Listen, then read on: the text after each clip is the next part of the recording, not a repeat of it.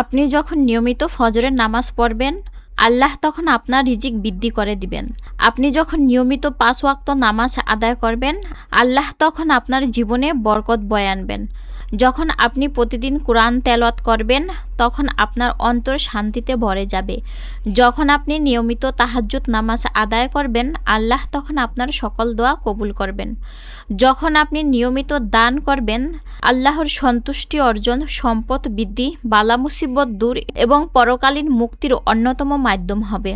আপনি যখন মানুষের সাথে উত্তম আচরণ করবেন, এর বিনিময়ে জান্নাত লাভ। কিয়ামতের দিন মিজানের পাল্লা সবচেয়ে বেশি ভারী হবে। যখন আপনি সত্য কথা বলবেন, তখন আল্লাহ এবং মানুষের ভালোবাসা পাবেন। সেই সাথে অন্তরে প্রশান্তি আসবে। যখন আপনি পিতামাতার খেদমত করবেন, আপনার রিজিক বৃদ্ধি পাবে।